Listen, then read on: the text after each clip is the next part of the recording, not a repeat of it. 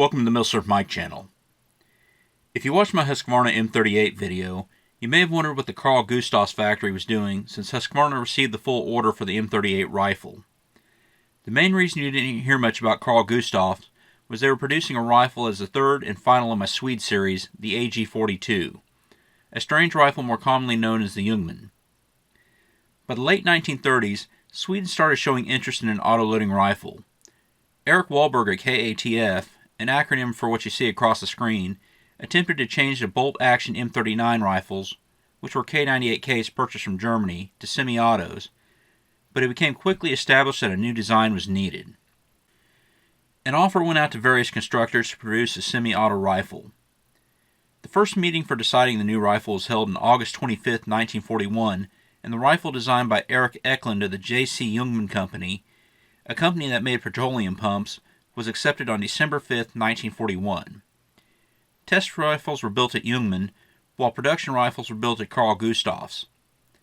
The new rifle would be introduced to the Swedish Army around 12 months after leaving the drawing board, amazing by any standards. The rifle would become the Automatgevär Model 42, or Automatic Rifle M42 in English, most commonly abbreviated as the AG-42. The rifle is definitely an odd duck for a couple reasons. The obvious is the bolt carrier cover setup, which is not very intuitive to use by just picking the rifle up. The other, less obvious reason is the rifle is direct impingement, not piston driven, which you won't see in mass quantities until Stoner and the AR pattern rifles. Almost all of the semi-auto rifles of the day were piston driven. Two factors combined to make the rifle a problem child until the updates in the 50s. The speed from drawing board to production didn't facilitate working the bugs out of the design, and there was the issue of steel quality. If you remember, I did a video on my Husqvarna M40 Lottie pistol a few years back. One of the differences between the Finn M35 and the Swede M40 was general quality due to the quality of steel. Husqvarna was unable to obtain the nickel-infused steel they wanted, likely due to war to the west, war to the east, and various difficulties in obtaining materials when you are one of the only neutral countries in the world. Steel quality, coupled with using hot submachine gun ammo in the pistol, reduced the expected life to 3,000 rounds. The steel quality issue reared its ugly head with the Ljungman rifle as well. Extractors were breaking at a pretty good rate, with not many rounds through the rifle. Different heat treatment of the steel was requested, and it would take through much of 1943 to get this straightened out. When they got their hardness testing figured out, they would use the lesser steel for other parts that didn't take as much wear. Another problem would be the magazine would fall out on its own frequently. Not good considering that even though the rifle had a detachable magazine, they were issued with only one mag and meant to be fed via stripper clip. Corrosion of the tubes would also rear its ugly head. The rifles would be stored packed with grease. This was a problem as the grease was hygroscopic and the tubes were made of ordinary steel. The collection of moisture would cause the tubes to rust. These problems created the call for changes to the rifle. If you own a Ljungman rifle, it is almost 100% certainty that you have an AG-42B.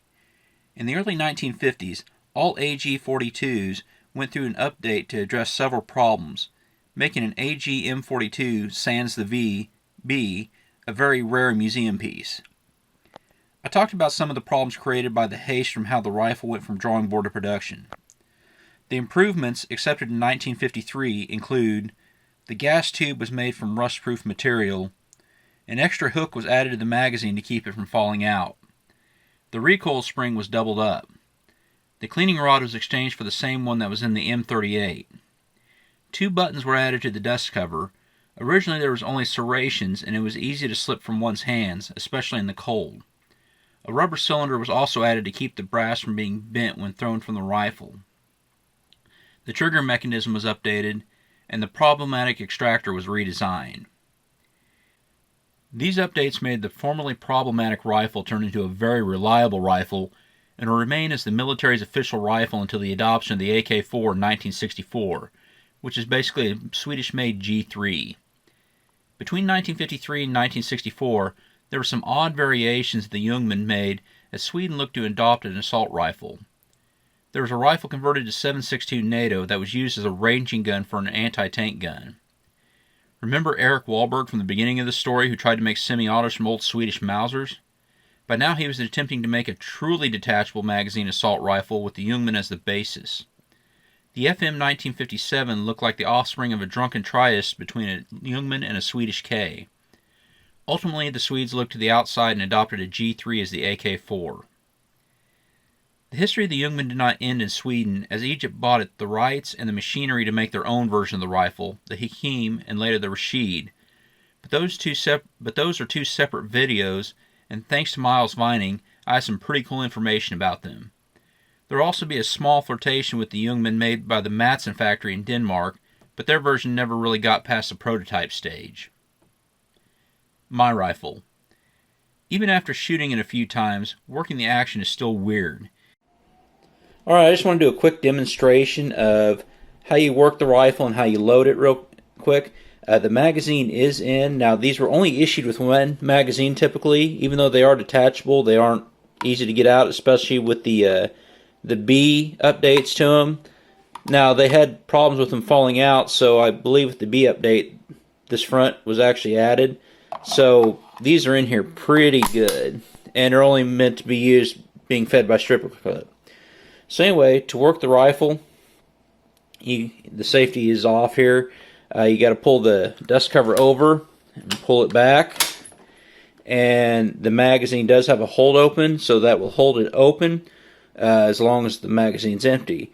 So to save your fingers, your best bet is to go ahead and just put that on safety when you load it. When you feed it with the stripper clip, you can't feed it from the top because it'll catch on that bottom notch right there. So you actually got to push it in from the front and feed it down, and it'll catch on that top notch there. So feed it like normal, and you pull that out and just push that up just a little bit and then pull it back, and your rifle is now loaded. So